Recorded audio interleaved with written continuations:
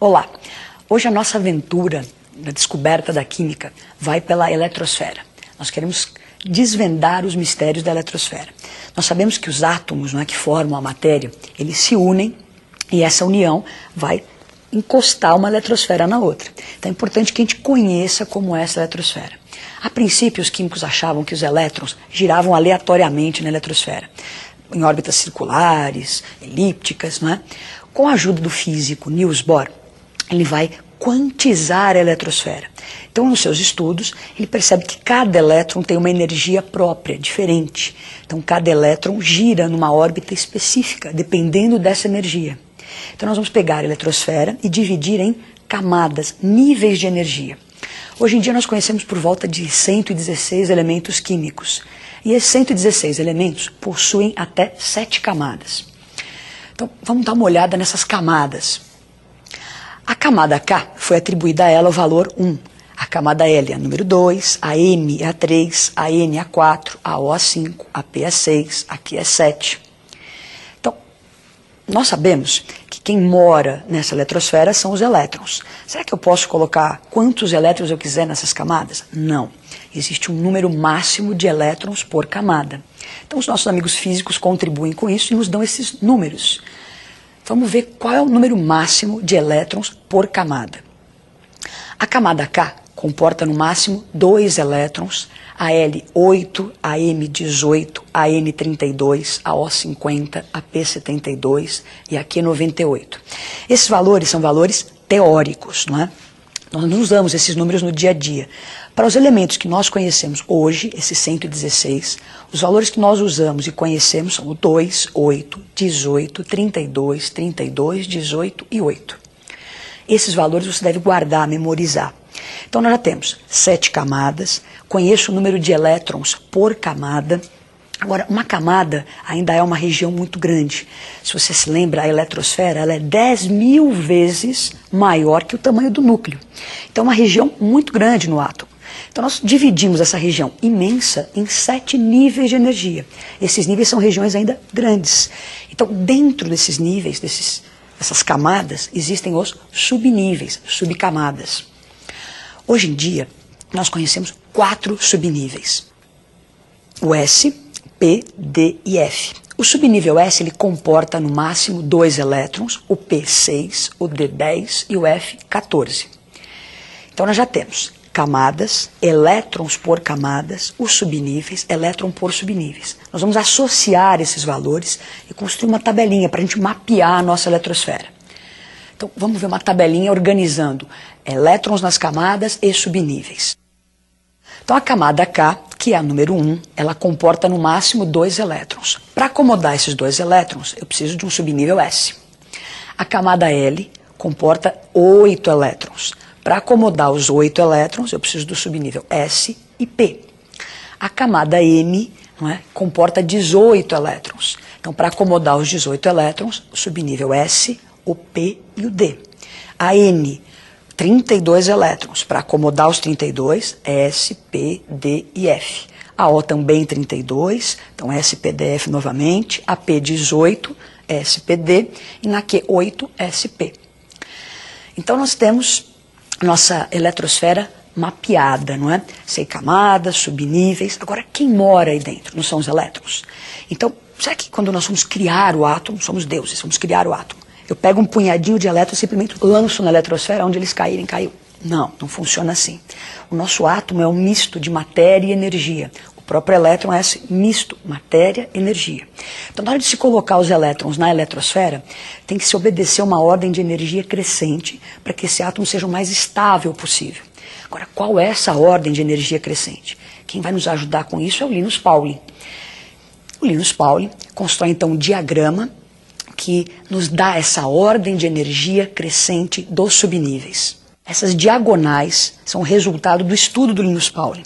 Então essas diagonais vão nos dar essa sequência energética dos subníveis. Como que a gente vai usar isso? Está meio confuso, um monte de setinhas para lá e para cá. Como que a gente lê, como que se usa esse diagrama para se obter essa ordem de energia crescente dos subníveis? Como ler isso? Então você tem a primeira setinha, passamos por cima do subnível 1S. Vamos lá para a segunda seta, sempre entrando por trás, 2S. Lemos a terceira setinha, vai lá atrás, 2P, 3S, atrás da outra, 3P, 4S, atrás 3D, 4P, 5S.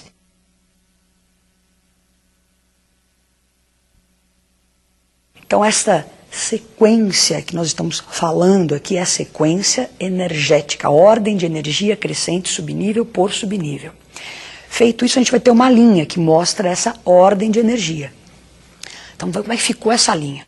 Os subníveis em ordem crescente de energia. 1S, 2S, 2P, 3S, 3P, 4S, 3D. Você fala, nossa, mas está começando a ficar embolado, tem 3, 4, 3, 4, vai e volta. Realmente, vai e volta porque nós estamos obedecendo a ordem de energia. Se você olhar para o subnível 4S, ele está antes do 3D. O 3D, portanto, tem mais energia, apesar de estar numa camada interna. O 4S está mais externo, mas tem menos energia. Essa ordem de energia, que nós obtivemos com o diagrama do Linus Pauling, o que eu faço com isso?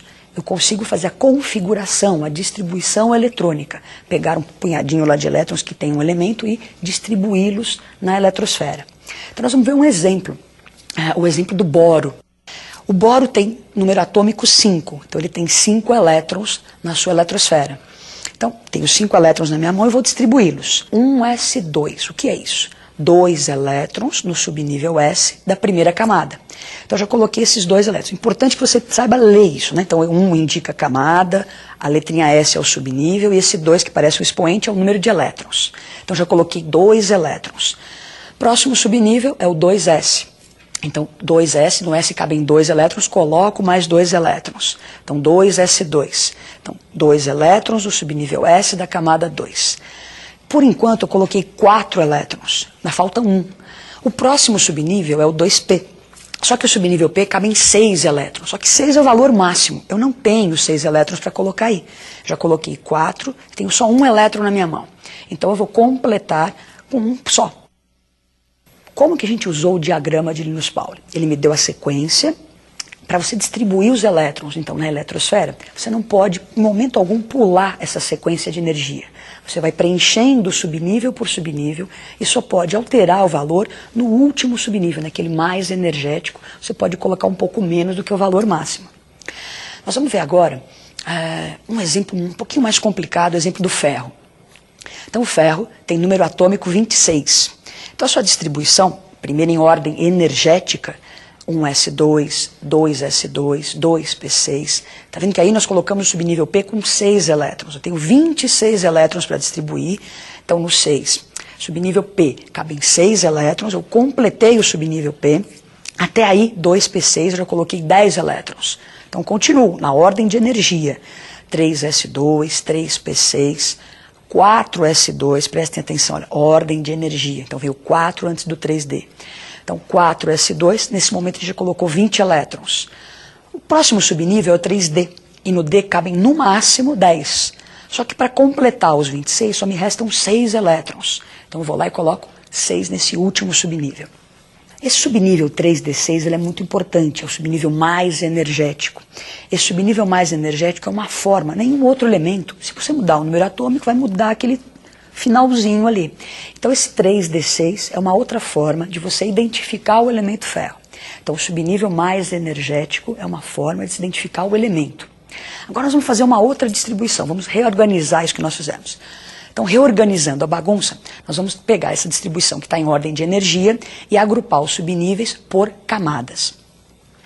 Então, está lá, 1s2. Então, o que indica a camada?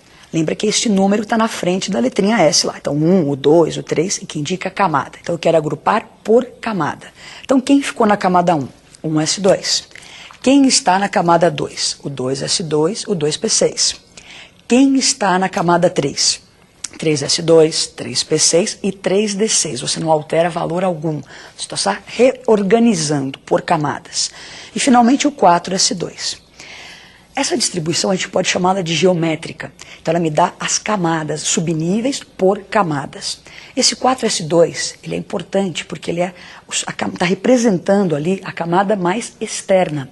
No momento de uma ligação entre átomos, o que é importante é essa camada mais externa. Os átomos vão se unir, então essa última camada me interessa bastante nas próximas aulas. E por fim a gente pode fazer uma última distribuição, que é organizar o total de elétrons que ficou em cada camada. Então, na camada K, eu tenho um total de 2 elétrons, na L8, na M14 e na N2.